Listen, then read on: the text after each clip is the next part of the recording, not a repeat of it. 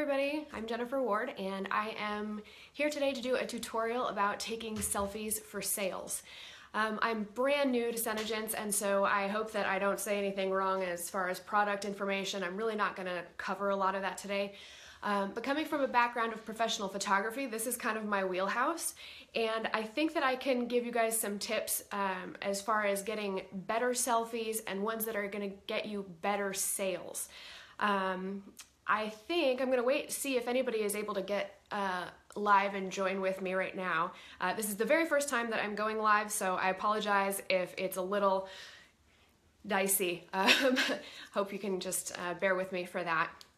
I'm in Texas also, so hopefully, oh hi Lacey!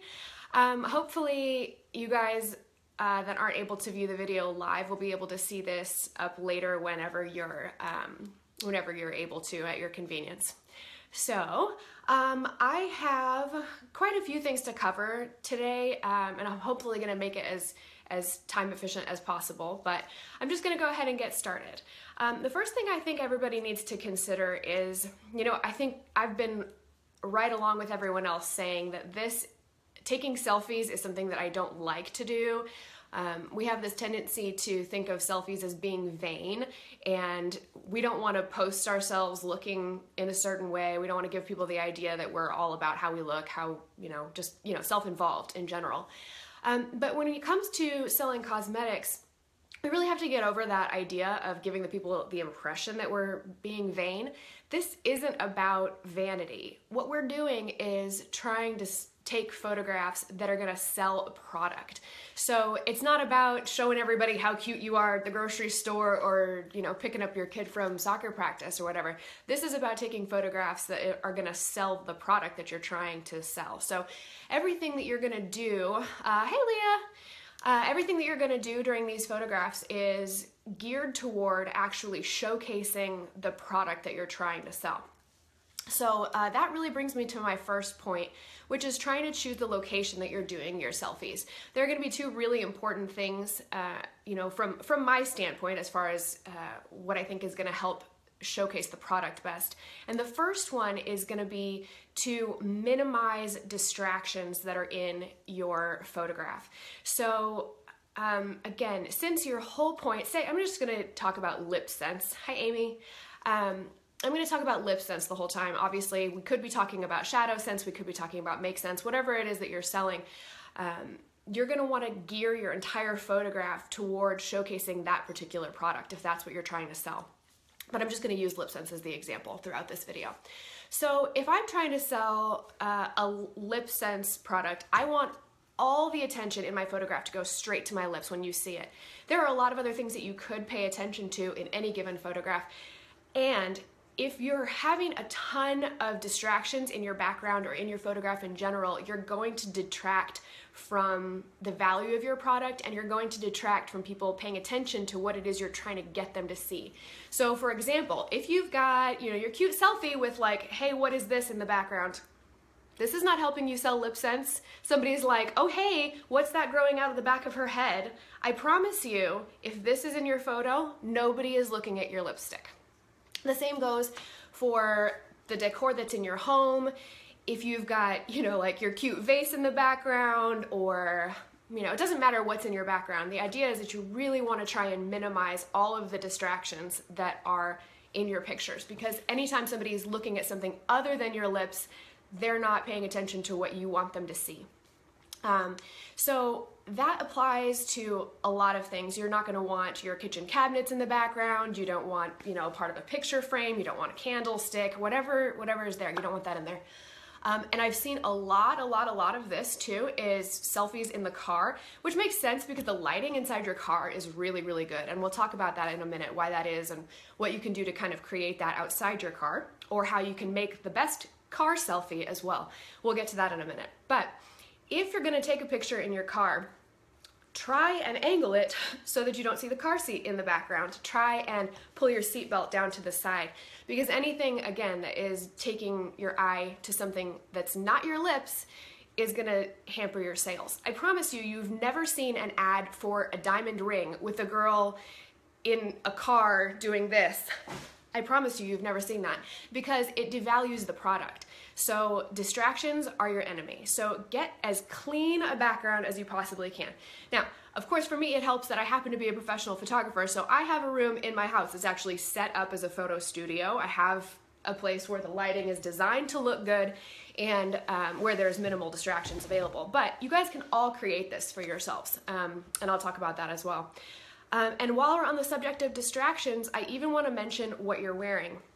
Right now you'll notice that I'm wearing really kind of a lousy t-shirt, and there's a reason for that as well.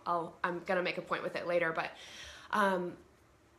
probably most of you weren't just now looking at my shirt and thinking about what I'm wearing. But even if you're wearing something super cute, like say for example, I post my selfie with these earrings. These are gorgeous, right? But even if it's something pretty that's in your background, if people are paying attention to something like an earring, they're not paying attention to the product that you're trying to sell. So think about that even for what you're wearing, because you might be in an awesome outfit. But again, this isn't selfies about how cute you look. This is selfies to try and sell your product.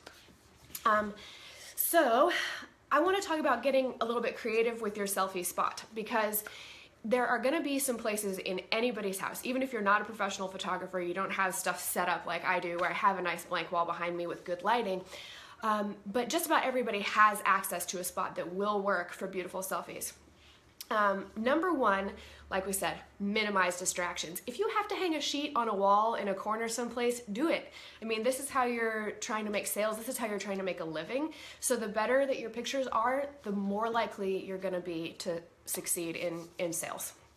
I'm going to move on to lighting, because lighting is going to be probably, I'd say, your number one criteria when you first start choosing your selfie spot.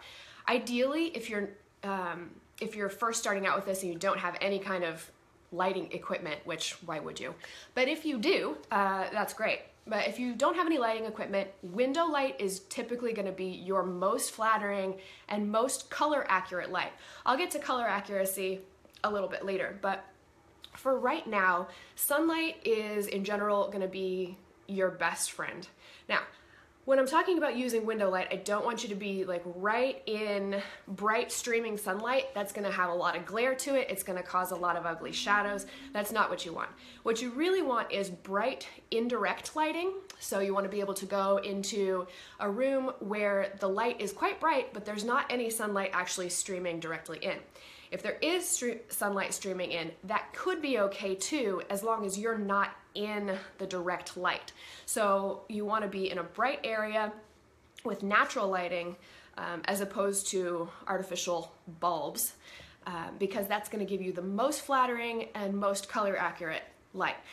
The reason we're concerned about color accuracy is because we're, again, trying to sell cosmetic products. If I put on blue-red and then I take a picture in, say, a really yellow-toned light, it's going to distort the color that I'm trying to show off. And so people are going to think that maybe it's a really warm-toned red, but it's not. It's more of a neutral or a blue, so a cool tone. So you really want to get the most neutral tone light that you can, and indirect sunlight is going to be probably the most consistent. It would be a great idea to take your selfies at the same time of day in the same location every time. So for example, a window that faces north is going to typically have a cooler tone light than one that faces south or east. And that's just because of the direction the light is coming. I don't want to get into all the details, but if you take one picture in a north-facing window in the morning and then you take another picture in a south-facing window in the evening, the color tones of those lights are going to be totally different. So for the purpose of selling cosmetic products and really giving people an accurate vision of what your colors look like, taking consistent pictures in a consistent location with a consistent type of lighting is really, really going to help that. It's going to minimize confusion. You know, when your customers pick a color and then they get it and they put it on and it's like not even close. You know, it's hard because obviously everybody wears a lip color a little bit differently based on your own skin tones and so forth. But if you're showing off a color that is, you know, in a really, really color toned light, it will really affect how it looks. And in fact, I'm going to show you guys, I'm just going to do a little demonstration to give you an idea how much a color cast, color in your light can affect can affect how different your colors look. Incidentally, that's why I'm wearing this plain black shirt, because you always, not always, you very frequently see photographers wearing blacks or other neutrals, because you can actually drastically change the color in a photograph just by the surrounding colors. You'll see in this photo studio here, my studio is painted just a light gray because it's really neutral and it keeps me from getting strange color casts in my images. But suppose that my dining room is painted bright red or deep brick red. I want you to see what it could look like. This is just a piece of red fabric, it's just a pillow, and I want you to watch my face and how much the color changes. It's so bright in here right now, you might not be able to tell as much with this one. Let me show you with the green. I have a crazy kind of chartreuse color here. Watch my face. And this is just by bringing something green close to me. I'm not painting anything green on me. Can you guys see the difference there? Green away, green right by me. And it really, the camera's gonna see it a lot more than the eye does, just because your brain will kind of adjust and say, oh, okay, that's not really the color that it is. But your camera will see it and your images will show it. This also applies to filters. So when you go to post a photo and it gives you the option, you know, on Instagram or on Facebook or wherever, you know, even in your phone, it's gonna give you the option to do these filters. A lot of times what filters are is just playing with the different colors in the photograph. And so even though they look cool, you know, if you're just wanting to post a picture of yourself on Facebook with your husband or whatever, those look cool. But if you're trying to sell cosmetics, they're not gonna show the color accurately. So my take on it is to steer clear of filters if you can. So neutral color tone, no distractions in your background, bright indirect lighting. Those are your first steps for choosing your location for your selfies. The reason that cars look really good for selfies is because there's a lot of light bouncing around in a whole lot of different directions. I'm gonna turn on a light for a second that's really directional. So this would kind of hopefully mimic if the sunlight were brightly streaming into my window right now, or if I were outside.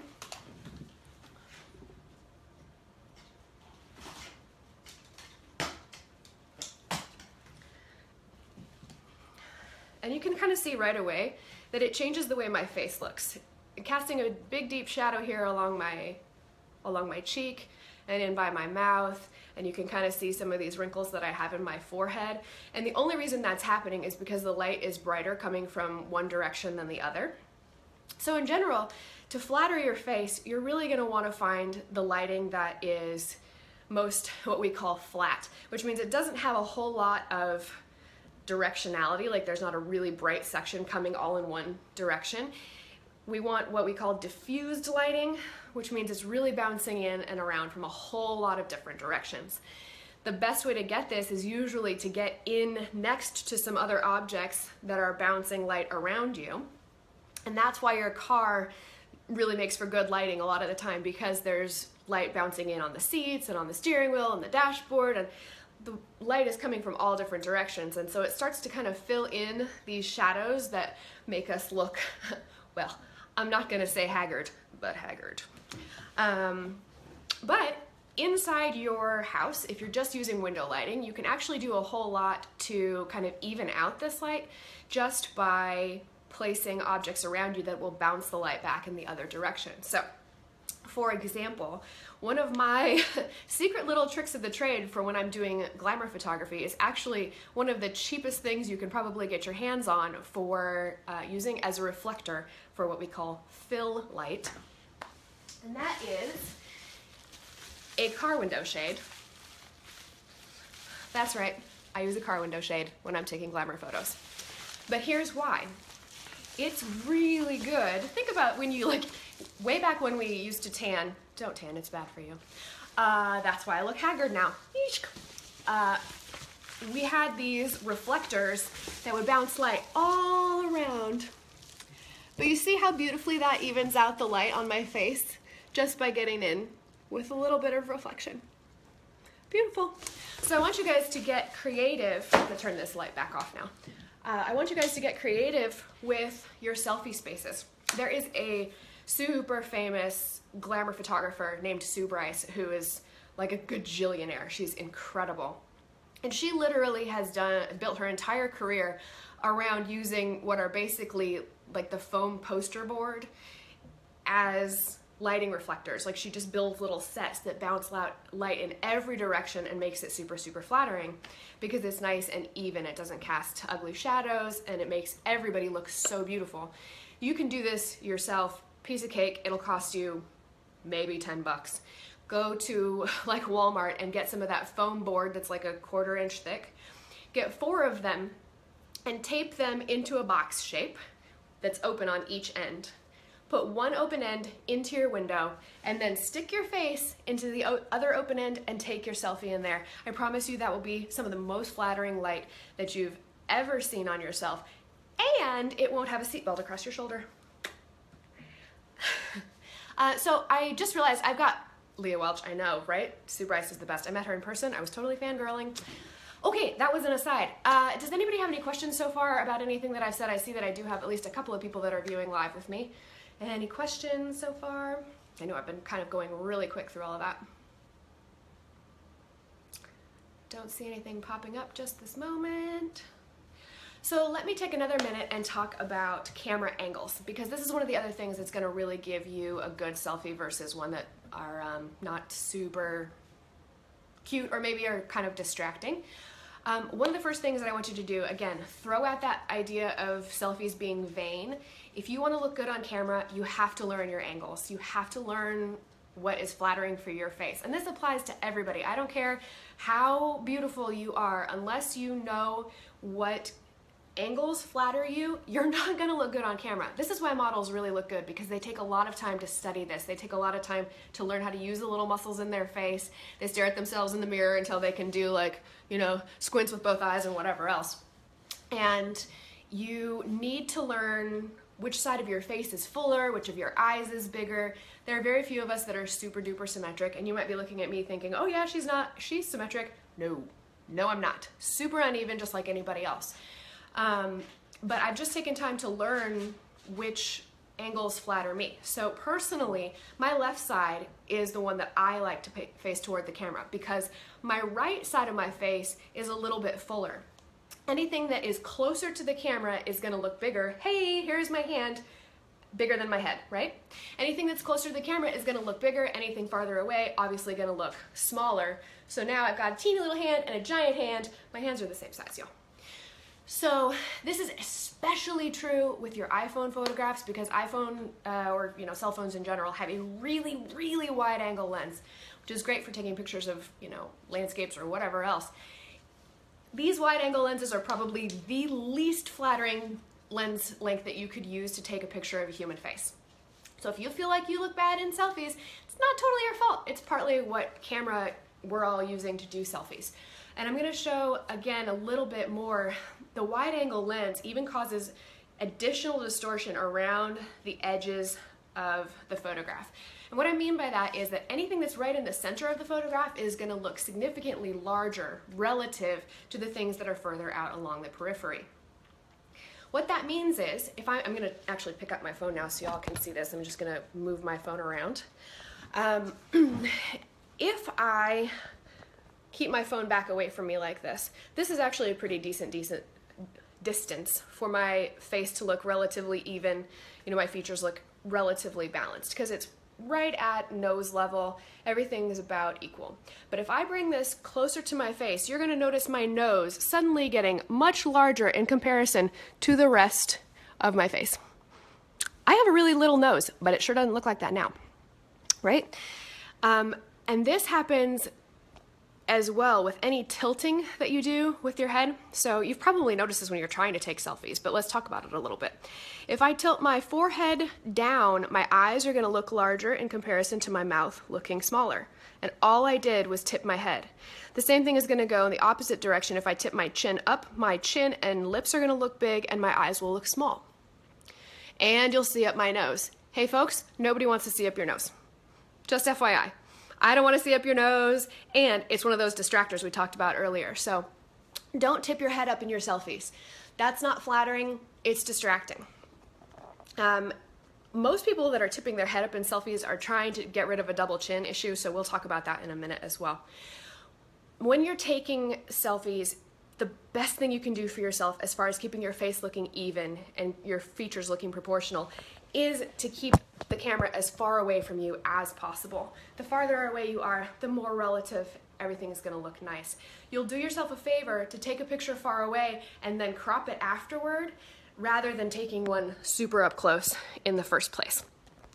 But that's not always possible, but it's a tip that you can use if you are going to be trying to take, if you have the option of taking selfie with your picture farther away like this. The other thing about this camera distortion, and I see this a lot too, is I did it in my little blooper photo earlier, like my before and after one that I posted to advertise this tutorial. If my hands and arms are in this shot, like they look ginormous. You know, if you like see my hand up by the camera. So really try and keep your shoulders back and your arms down and get the phone as far as possible away from you before you snap your selfie. I actually got off track there talking about knowing your sides earlier, so let me go back to that. When you figure out which side of your face is a little bit less full than the other, that's the one you're going to want to turn toward the camera. Because that will generally make you look a little bit more even, just because the one that is a little bit narrower gets closer to the camera. So for me, my left side is a little less full, it's a little slimmer, so I turn that one toward the camera. And I'm flattered that way. But everybody else has a different way that's going to work best for you. If you happen to have really big lips in comparison to little eyes, which I kind of do, then you're not helping yourself by doing this, because your lips already look bigger. So I also need to tip my chin down just a little bit to get my eyes to look a little bit bigger in proportion to my mouth. And those are things that you just have to sit there and figure out with your own body and your own face, and figure out what angles are going to flatter you the best personally. I know I mentioned earlier the idea of a double chin, so I'm going to teach you a couple little quick tricks about that. Number one, the camera, let me put this down now, sorry for all the shaking, guys. Like I said, first live video, it's a little dicey. The camera only sees in 2 dimensions, right? So if you have what you feel like is a double chin, or say you just have a recessed chin or it's not very prominent, the way to make it look like you have more slender neck is not to do this. That just shows all kinds of rolls and stuff. Don't tip your head back. Do not take your selfie like this. And it's not to do this either, to stretch it out, because now all you see is my neck. The trick to getting a nice slim looking neck in a photograph is to stretch your nose straight forward toward the camera. Now I just really did that a little bit too much, trying to show you the motion. But think kind of like a turtle or even like a bird. You don't want to go up or down, you want to go straight forward, and it's going to cast a nice shadow underneath your chin, and that's going to make that look a little bit slimmer. If you really have a lot of tissue in your neck area that you're trying to hide, wearing your hair down will help. Or the real thing that I probably shouldn't even tell you about, because then you're gonna think you need it all the time. But if you're really, really self-conscious about this, take a piece of duct tape, tape it on one side of your neck, pull a little bit, pull the other side back, tape there. Don't do too much or it'll look like this, but just a little bit of lift, and that'll help as well. So chin out, and then a touch down will cast a nice shadow for you and slim out the neck area. The other trick that I really like personally is what I like to call the half swallow, and that's basically, I'm going to come a little bit closer so you can really see the muscles in my neck work when I do this. As you start to swallow, as anybody starts to swallow, the muscles in the bottom part of your mouth kind of lift up, and that'll really slim out right underneath your chin. So I'm going to do what I call the half swallow now. I'll do it again. So you can kind of watch yourself also and figure out where that muscle is to stop for yourself when you want to get a little bit of lift in that lower chin area. Let's see. I'm just looking over my notes here and trying to make sure that I have covered the things that I wanted to cover. I think I've gotten through most of the things that I wanted to talk about. Does anybody have any questions from what I've covered so far?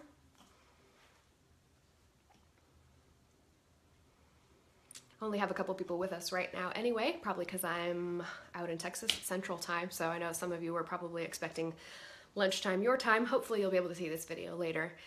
Let me just go back over my outline just one more time and make sure I've covered everything. We've talked about getting over the shame of selfies. This is not about vanity. This is about selling a product. So remember that everything that you're trying to do, you want to direct the attention to the product that you're trying to sell. If I'm selling lipstick, I want everything in that photo to bring attention to my lips. I don't want there to be a bunch of distractions in the background. I want a nice clean background. I want nice even toned lighting that's going to flatter my face, and it's going to be accurate color representation for my clients.